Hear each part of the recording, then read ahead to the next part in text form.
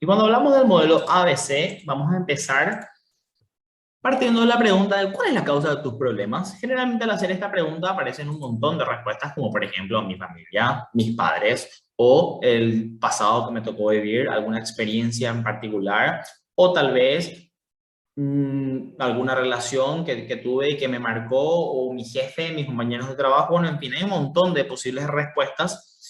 Y sea cual sea la respuesta, el modelo ABC viene a plantearnos una alternativa a todas estas opciones.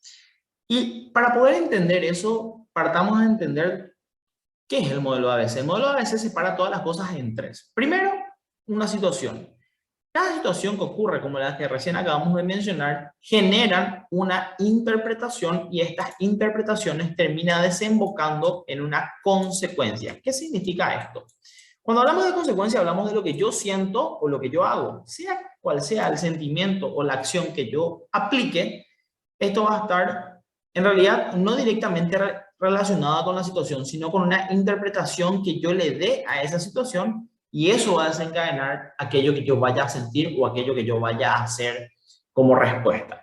Para que quede más claro, vamos a poner ejemplos bien concretos. Supongamos que nosotros estamos yendo al trabajo y en eso nos encontramos con la hermosa sorpresa de un tráfico bastante pesado.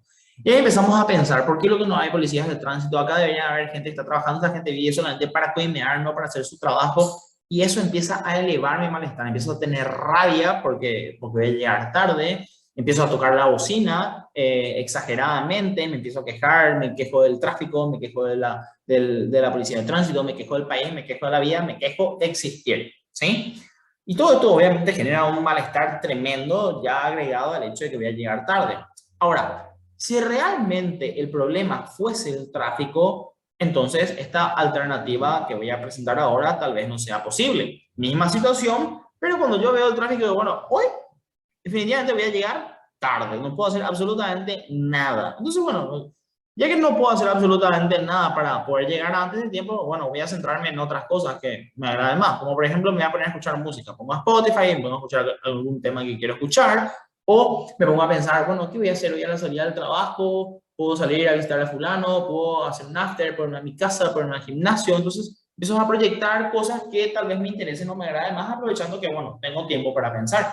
Fíjense cómo una misma situación puede generar diferentes tipos de consecuencias y esas consecuencias van a estar directamente relacionadas a las interpretaciones que se den en el medio. Ahora, es importante entender que cuando hablamos de interpretaciones, podemos interpretar las cosas de dos formas distintas. Algunos tendemos a interpretar las cosas de una manera racional y otros de una manera irracional. Y para poder saber la diferencia, bueno, vamos a desglosar cada una de ellas.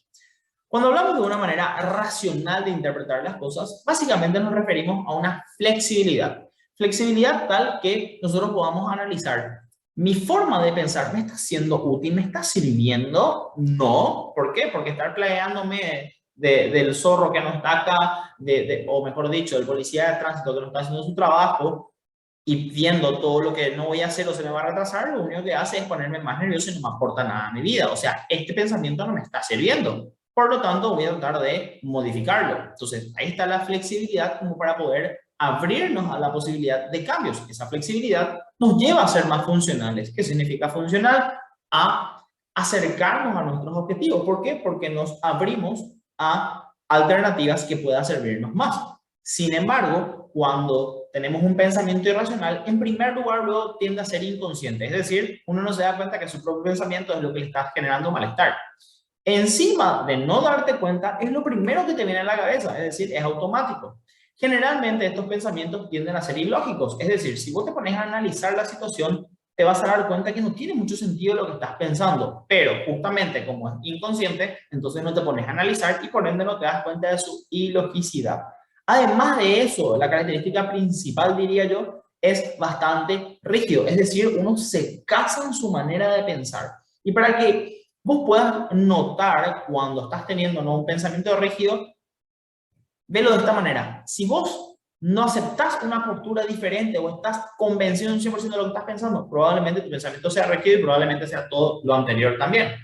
Y por último, se caracteriza por ser disfuncional. ¿Qué significa eso? vos tenés allá tus objetivos, vos querés irte a tu trabajo, terminar tus cosas y hacer luego algo, alguna actividad, algún hobby, pero tu manera de pensar te desvía de ese objetivo. Es decir, en vez de pensar en eso, te pones a plaguear, te sentís re mal, te pones re nervioso y después ni ganas tenés más de salir de tu trabajo y hacer alguna actividad de tu gusto o de tu agrado. O sea, tu propio pensamiento terminó alejando de exactamente eso que vos querías. Supongamos que venimos de una relación, bueno, que no terminó de la mejor manera, no terminó de la manera que uno desea. Entonces, ahí uno empieza, al terminar la relación, uno empieza a pensar, Dios mío, todo lo que yo di por esta persona, todo lo que yo ofrecí, a cambio me pagó de esta forma, perdí mi tiempo, es una mierda, ojalá nunca la haya conocido, ojalá nunca... Y toda esta serie, esta culpa que vamos a hacer los demás, o culpa hacia nosotros mismos por haber sido tan boludos o boludos de haber entrado en esa relación, nos termina llevando a sentirnos tristes, enrabiados, frustrados, culpables, molestos, tontos, bueno, en fin, una serie de sensaciones que en todos los casos son súper desagradables. Y no solamente desagradables, sino que intensifican más todavía el hecho de haber terminado la relación de una manera que no deseábamos. Ahora, misma situación.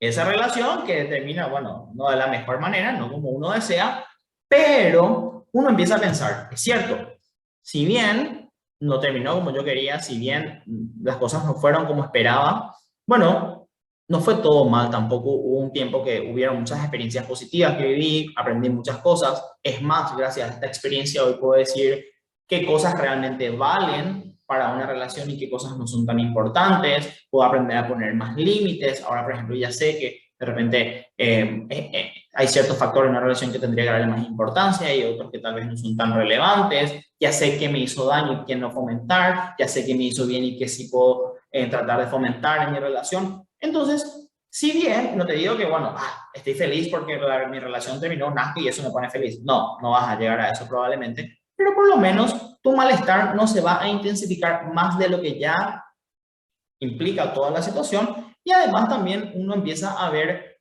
como tenés un pensamiento más flexible, puedes rescatar todo aquello que puede llegar a serte útil de esa relación, aunque no haya terminado de la manera que uno desea. Entonces, a eso hace referencia el modelo ABC.